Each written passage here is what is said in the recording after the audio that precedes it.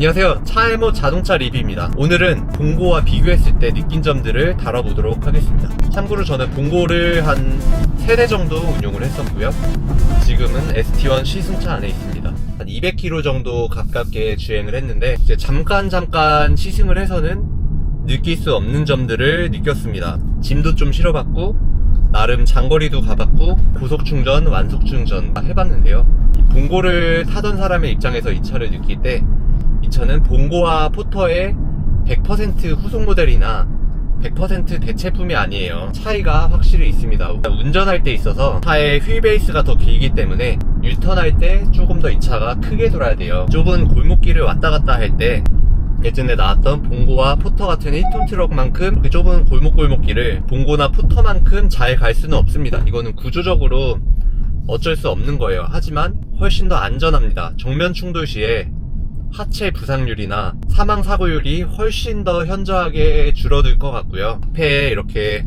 충격을 완화할 수 있는 공간이 스타리아만큼 있는 거니까 안전성 면에서는 드디어 안전한 상용 트럭이 나왔다고 볼 수 있을 것 같고, 또 이 차의 높이가 2.3m예요 2.3m로 나온 차지만 2.3m의 주차장에 들어가도 긴장의 끈을 놓으면 안 됩니다. 주차장을 공사하다가 뭐 규격에 안 맞게 설치된 전구라든지 CCTV, 표지판 이런 것들이 있을 수 있기 때문에 2.3m짜리 주차장에 수월하게 잘 다닐 수는 있지만 빌런 아이템들이 가끔가다 있어요. 그 점은 조심을 좀 하면서 운행을 해야 됩니다.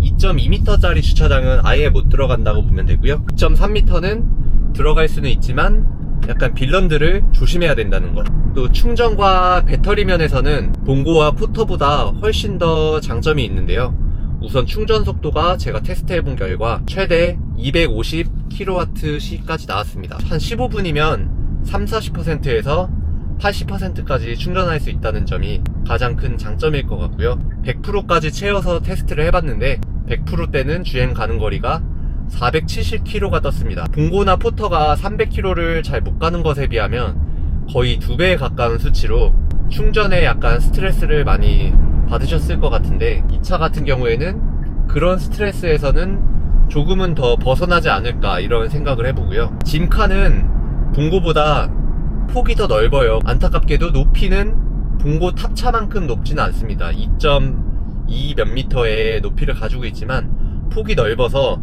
거의 봉고 2.6m급의 탑차의 수납 공간을 가지고 있는 점이 또 장점으로 볼 수도 있겠네요. 왜냐면 쿠팡차나 DHL 이런 차들은 이제 지하주차장을 요새 많이 들어와야 돼서 지하주차장에 들어갈 수 있다는 점이 또 큰 장점인 것 같고요. 아마 이 차가 괜찮은 차고 좋은 차면 쿠팡, 대한통운, DHL 이런 데서 이제 차를 바꿀 때 이 차로 많이 바꾸기도 하겠죠. 뒤에가 그냥 카고 같은 거예요. 뒤에가 그냥 덮여있는 수납 공간이기 때문에 봉고처럼 막 적재함 묶을 수 있는 그런 고리가 없는 게 좀 아쉬웠습니다. 근데 그런 거야 뭐 특장 업체나 더 옵션으로 충분히 달 수 있는 부분이고요. 이 차는 제 생각에 그 오토바이 운송용으로 써도 되게 좋을 것 같고, 장점이 전기 1톤 트럭에는 없는 V2의 기능이 있어요. 차의 배터리의 전기를 220V 가정용 전기로 빼주는 건데, 사실 1톤 화물차들이 이런 기능이 있으면 전자레인지 같은 걸 차에 둬서 음식을 먹을 수도 있고 현장에서 쓰는 공구들을 충전할 수도 있을 것 같고요. 용접기는 뭔가 돌리기 힘들 것 같지만 그래도 웬만한 컴퓨터, 냉장고, 뭐 각종 전자기기들을 쓸 수 있는 VTL 기능이 이곳에 있어서 참 좋은 것 같습니다. 봉고도 우리가 실생활에서 보면 정말 다양한 모습으로 변신을 하죠. 화물차부터 캠핑카, 앰뷸런스까지 되게 다양한 모습으로 실생활에 쓰이는 자동차인데요, 이 ST1도 구급차, 경찰차, 이동식 재배기, 캠핑카 이렇게 다양한 용도로 활용이 될 예정인 자동차입니다. 아마 이제 안전 규정 때문에 봉고처럼 생긴 1톤 트럭은 곧 단종이 되겠지만, 단종이 돼도 이런 대한민국의 용달 트럭 역사가 끝나는 게 아니라 전기차 시대에 맞춰서 이런 또 ST1으로 나와줬으니까 꽤 괜찮은 것 같고요. 이 차의 이런 크기나 공간감 이런 건 좋지만 전기차를 싫어하는 사람이 또 있잖아요. 앞에가 스타리아처럼 생겼으니까 뭔가 스타리아에 LPG 엔진을 넣은 버전을 이렇게 트럭으로 팔아도 괜찮을 것 같은데 아마 그럴 일은 없겠죠. 근데 전기라서 좋은 점이 많습니다, 확실히.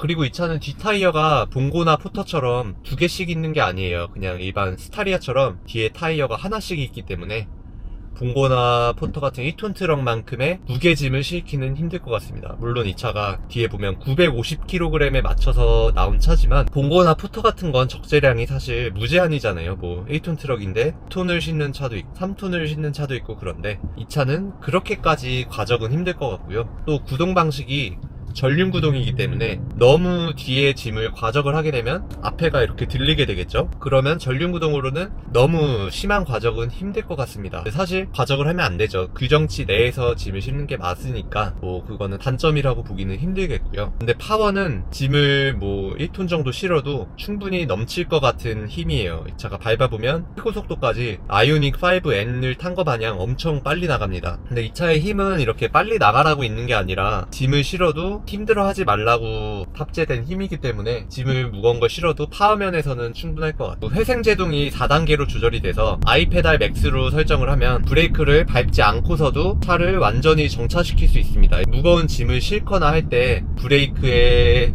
부담을 주지 않고 안전하게 약간 엔진 브레이크처럼 쓸 수 있는 점도 장점이라고 볼 수 있고요. 봉고나 포터 같은 차들은 아이페달까지는 적용이 되어 있진 않아요. 3단계까지만 있어서 차를 완전히 브레이크처럼 쓰긴 힘든데 아이오닉이랑 똑같은 게 달려있다고 보면 돼요. 이거 누르면 핸들 모양이 떠서 반자의 주행 기능이 있고요. 스마트 크루즈 컨트롤 기능도 있어요. 이 운전대에 손을 올려놓기만 하면 장거리 가도 별 피로감 없이 운전을 할 수 있다는 것도 큰 장점이고, 그러니까 옵션이나 이런 들어있는 구성품들이 우리가 알고 있던 봉고 포터 이런 상용 차들에 들어있던 게 들어있는 게 아니라 그냥 스타리아께 그대로 들어있어요. 디자인도 스타리아고, 깜빡이 켜면 화면이 나오는 것도 스타리아 거고, 운전자 보조 기능 이런 것도 다 그냥 스타리아에서 쓰던 거 그대로입니다. 편안함 면에서는 꽤나 좋아요. 근데 승차감이 스타리아만큼 편안한 승차감은 아닌데 봉고나 포터의 승차감에 비하면 훨씬 더 세단에 가까운 승차감이라고 볼 수 있겠고요. 뒤에 스프링이 판 스프링이 들어가는 차기 때문에 스타리아만큼의 승차감은 아닙니다, 확실히. 오늘은 제가 이 ST1을 7시간 동안 주행을 하면서 제가 봉고를 탔었던 기억을 살려서 리뷰를 한번 만들어 봤습니다. 여기까지 시청해주셔서 감사합니다. 차의 못 자동차 리뷰였습니다.